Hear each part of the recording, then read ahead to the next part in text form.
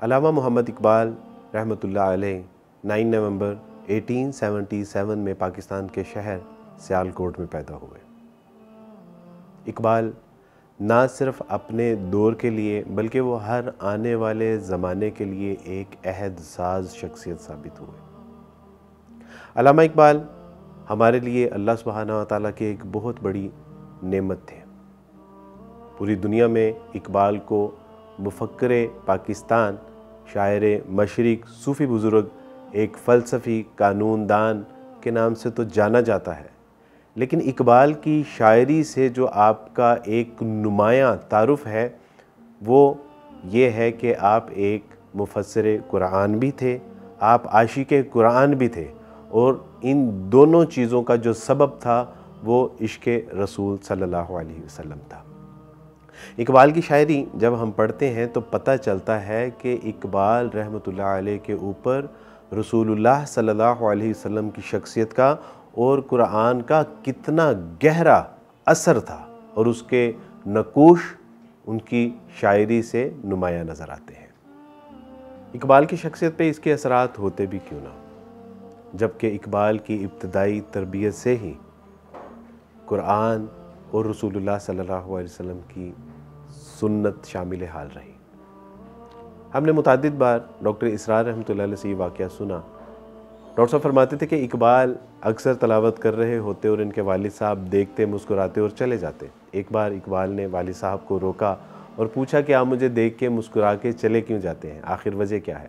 کہا کہ بیٹا میں تم سے ایک بات کہنا چاہتا ہوں، سوچا تھا کہ پھر کبھی، لیکن آج تم سے کہہ دیتا ہوں، اور وہ یہ کہ جب تم قرآن پڑھ رہے ہو تو یہ تصور کر لیا کرو کہ جیسے یہ قرآن تمہارے اوپر نازل ہو رہا ہے۔ یہی وجہ تھی کہ اقبال نے اپنے والد صاحب کی اس نصیحت کو ہمیشہ پیش نظر رکھا، اور اس کا ماخذ، اس کا آبسٹریکٹ یہ نکلا کہ اقبال نے فرمایا کہ تیرے ضمیر پہ جب تک نہ ہو نزول کتاب، گرا کشا ہے ناراضی نہ صاحب کشاف۔ اقبال نے جب دیکھا کہ اس امت کی زب و حالی کے اسباب و محرکات کیا ہیں، تو جب دیکھا کہ اقبال نے کہ انہوں نے قرآن کو چھوڑ دیا، تو اپنی قوم، ملک، ملت کو، امت مسلمہ کو پیغام دیا کہ قرآن میں ہو غوطہ زن مرد مسلمہ، اللہ کرے تجھ کو عطا جدت کردار۔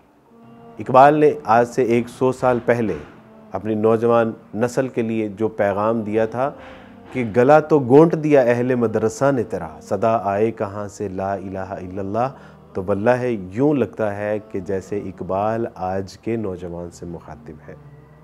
اقبال نے کہا تھا کہ دیکھو اگر اس قرآن کو تم نے چھوڑ دیا تو پھر ذلت اور رسوائی تمہارا مقدر بننے سے کوئی نہیں روک سکتا۔ اقبال کا یہ پیغام آج سے 100 سال پہلے کا تھا، لیکن یوں لگتا ہے کہ اقبال شاید آج کی بات کر رہے ہیں۔ اقبال کہتے ہیں کہ خوار از مہجور یہ قرآن شدی، شکوہ سنجے گردش دوران شدی، کہ دیکھو یہ جو اتار چڑھاؤ ہے، یہ جو نشیب و فراز ہے، یہ جو ہار جیت ہے، یہ کسی اور سبب سے نہیں ہے، بلکہ اس کے بنیادی اسباب میں سے ایک سبب یہ ہے کہ تم نے قرآن کو ترک کر دیا، اللہ سبحانہ و تعالیٰ نے ذلت و رسوائی کا مقدر تمہیں بنا۔ اقبال جتنے بڑے عاشق قرآن تھے، اتنے بڑے ہی وہ عاشق رسول بھی تھے۔ اقبال رحمہ اللہ فرماتے ہیں کہ تو غنی از ہر دو عالم من فقیر، روز محشر عذر ہے من پذیر۔ اے اللہ تو تو بادشاہوں کا بادشاہ ہے، اے اللہ تو تو شہنشاہوں کا شہنشاہ ہے، اے اللہ تو تو غنی ہے، میں فقیر ہوں، تو دینے والا ہے، میں مانگنے والا ہوں، اے اللہ تو دے کے نہیں تھکتا، میں مانگتے ہوئے نہیں تھکتا۔